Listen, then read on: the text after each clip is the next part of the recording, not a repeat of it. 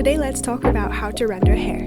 Hair is my favorite thing to draw now, but when I first started, I wanted my hair to look so perfect that I would end up obsessing over every single strand, and the more I focused on the details, the less three-dimensional it looked. So if that sounds familiar to you, let me walk you through my hair rendering process from start to finish to show you how I render voluminous hair. But before we jump into the full process, I'll give you a quick overview of all the steps first so you know what's coming. Then we'll go through everything together with tips along the way. So let's get started. For this tutorial, I have broken the process down into 7 steps. First is base. This is super simple, you're just picking your base color. Next is light. Here we pick one lighter color and start building up the lighting. Then comes shadow. Same idea, we pick a darker color and add in the shadows. After that is atmosphere.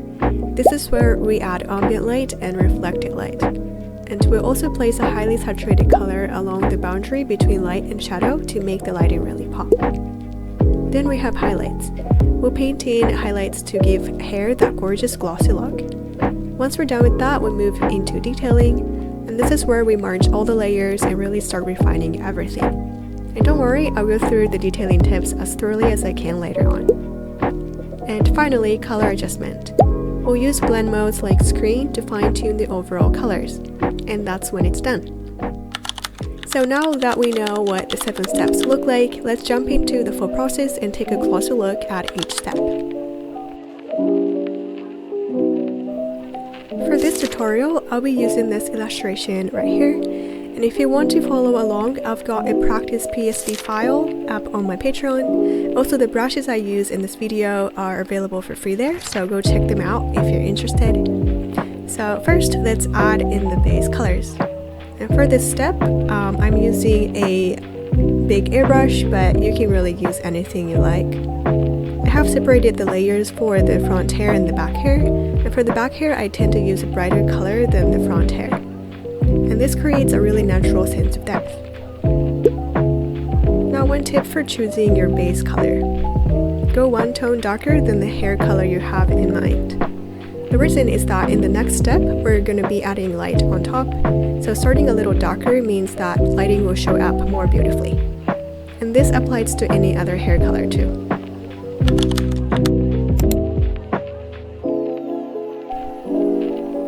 Now, create a new layer and clip it to the base color layer.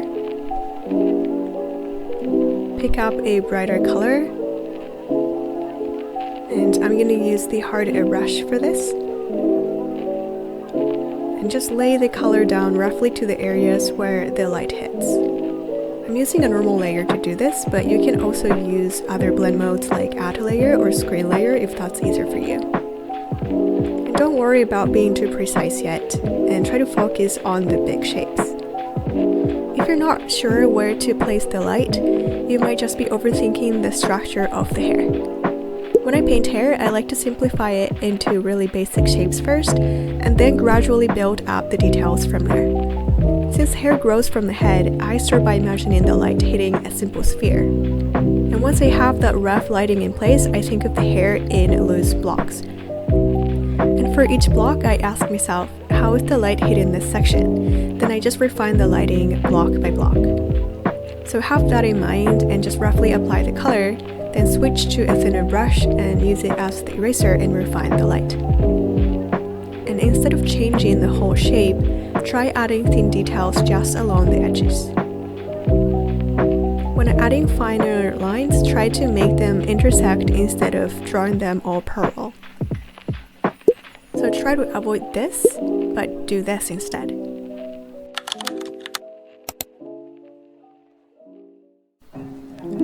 Now we're going to add the shadows. Pick up a darker color and make sure it's not too saturated. And apply to areas where the light is blocked, such as where hair strands overlap, under the ears, and on the inner side of the hair. We want to focus on cast shadows instead of form shadows. The reason is that by adding the lighting in the previous step, the base color is already doing the job of a shadow color for us. So we don't need to darken the shadow anymore. Instead, we just want to focus on the areas where the light can't reach at all, and drop in that darker color only there.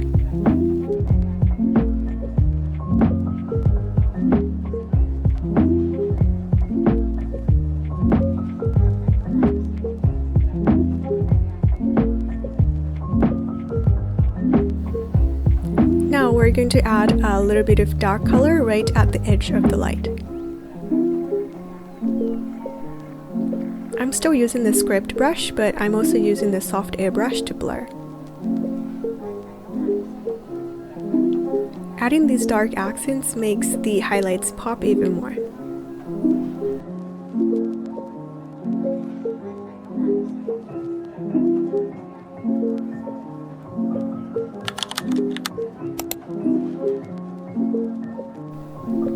Now we're going to add ambient light and reflected light. Let's quickly talk about what they are. Both of these are lights that influence the shadow areas. Ambient light reflects the colors of the surrounding environment, and it goes on the parts of the shadow that are facing upward. Reflected light is light bouncing up from objects below, like the character's skin or clothes, and it goes on the parts that are facing downward. Adding these two not only makes the colors feel more vibrant and interesting, but it also makes the overall lighting look so much more polished and realistic. Alright, so let's start applying ambient light first.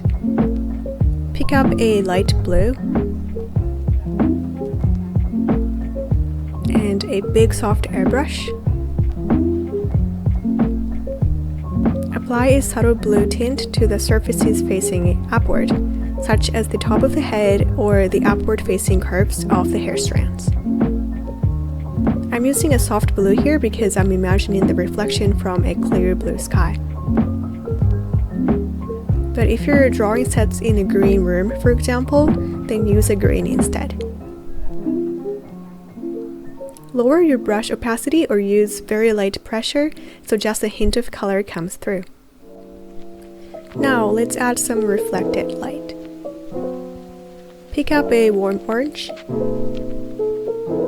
and lightly apply it to the downward facing areas such as the tips of the hair strands.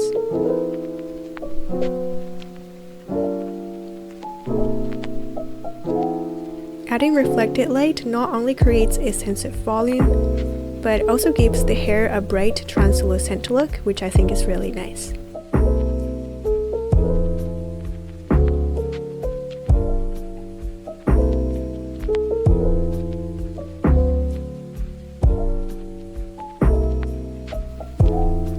Now we're going to add a highly saturated color along the edges where light meets shadow.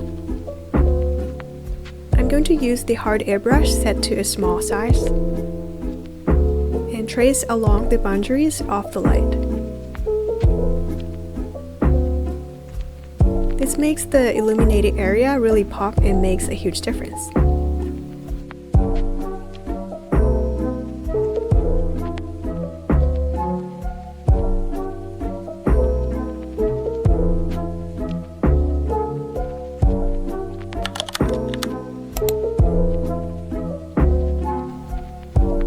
Next, let's add highlights. But first, pick up a color that's slightly darker than your base color. Choose a hard airbrush and apply the color in the areas where you want to draw highlights. The secret to making something look glossy is high contrast around the highlight. The bigger the difference between the highlight and the area around it, the shinier it looks. So before I paint the bright highlight, I first lay down a slightly darker base right where the highlight is going to go. Place the color at the highest point of the head, drawing them in a soft C shape.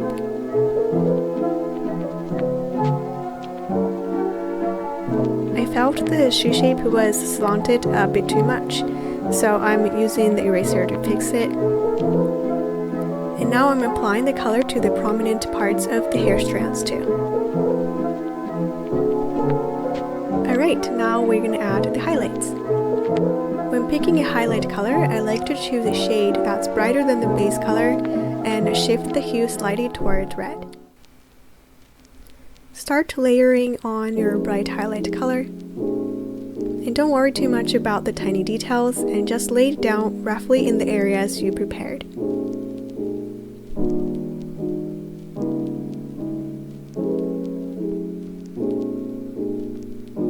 Now let's start refining the highlights. The idea here is to break up the horizontal strokes by cutting into them vertically.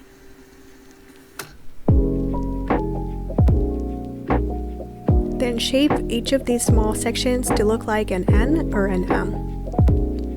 This adds a lot of detail and texture to the hair. Try to vary the sizes as you divide the sections. Change the angles and sizes of your N and M shapes so they don't look the same. Now we're going to add a core to the highlights. I'm switching to a script brush to draw sharp, thin lines for those final details.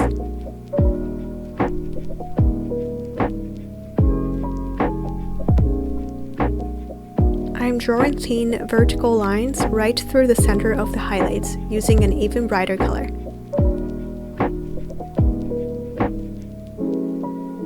These fine lines act like individual strands reflecting the light, making the highlights look much more detailed.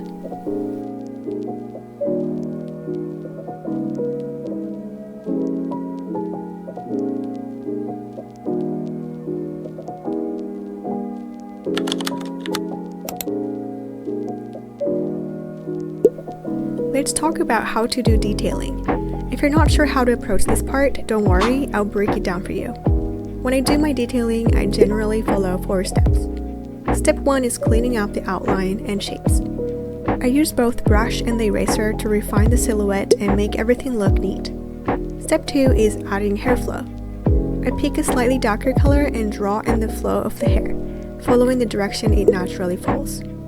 Step 3 is refining the light. Along the boundary between light and shadow, I add fine vertical lines, almost like I'm drawing individual strands one by one. I also add small, thin triangles in a slightly darker color here and there, and this adds a surprising amount of details. And step 4 is adding strands. These go especially around the outline, and just a few of these hairs make such a big difference. Now, you don't have to follow this exact order. You can work on all of these at the same time. But for this tutorial, I'll go through them one by one so it's easy to follow along. But before moving on to the final details, I realized I hadn't touched the back hair yet, so let's work on it. Instead of just painting it dark, I often place brighter colors there, and it makes it look like light is shining through it. The trick is to use a fairly high saturation. Also, I've decided to darken the base color just a little bit to make the highlighted areas pop even more, and I'm using the curves for this adjustment. Now, to prepare for the final overpainting, I'm going to merge all the coloring layers with the line art layer. I'll keep the back hair and the skin layers separate, so I can still work on them individually if needed.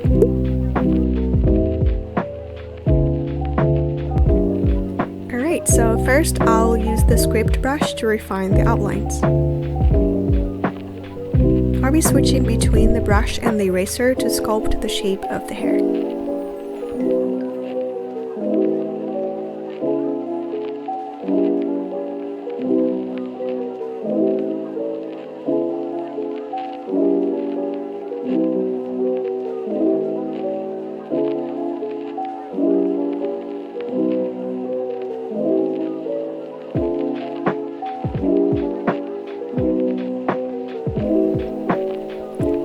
Picking colors from the surrounding areas to blend the lines and make the silhouette look sharp.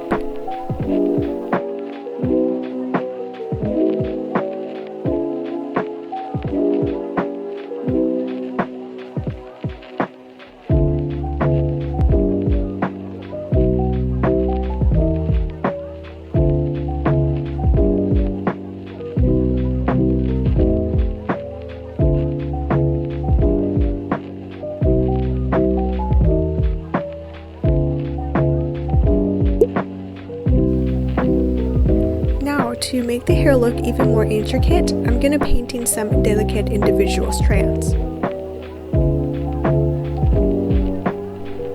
pick a darker shade from within the hair and use it to define the flow of the strands.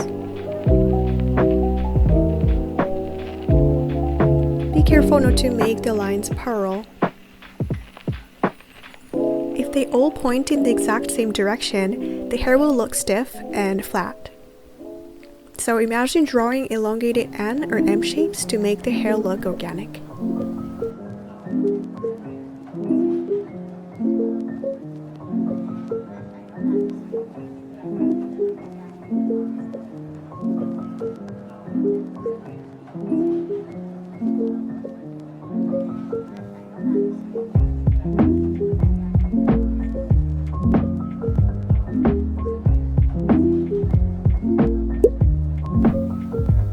Now, let's refine the areas where the light meets the shadow.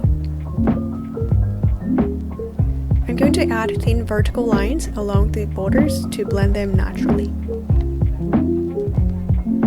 By adding these fine vertical lines, it looks like the light is catching each single strand, rather than just being a flat block of color.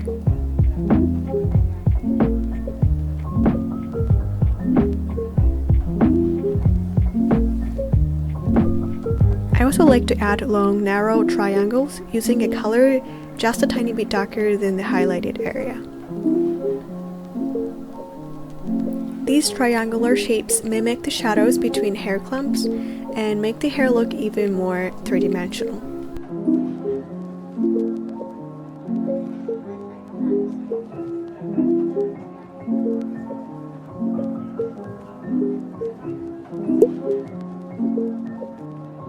We are almost finished with the detailing. To wrap things up, I'll add some ultra-fine strands to give the hair a delicate touch.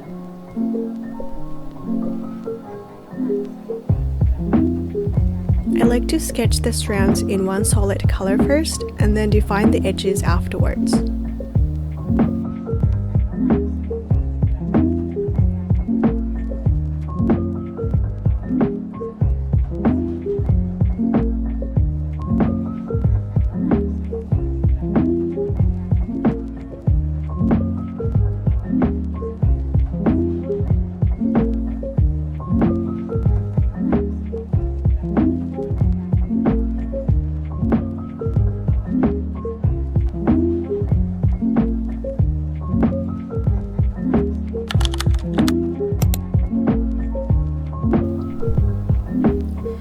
Now let's create an overlay layer on top of all the other layers.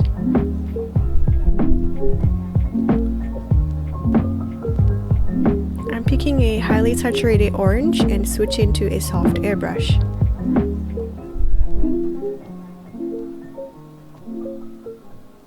And I'm focusing on the brightest parts of the hair to give them a warm, radiant finish.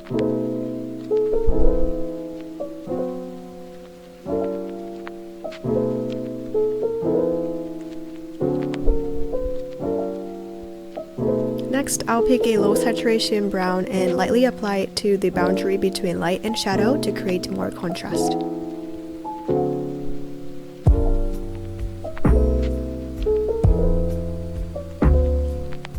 I'm applying it just below the highlights as well.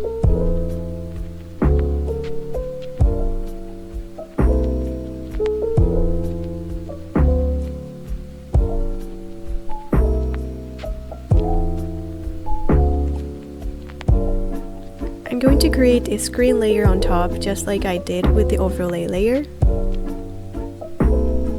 I'm picking a dark brown and lightly applying it to the areas where the reflected light hits.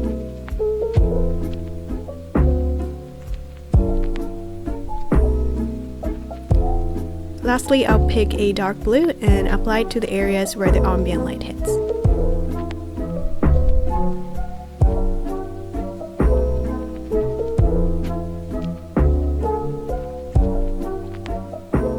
And we are all done. Amazing job making it all the way to the end. I hope this tutorial was helpful for you. And if you have any questions, feel free to drop them in the comments and I'll do my best to answer them. See you in the next one. Bye bye.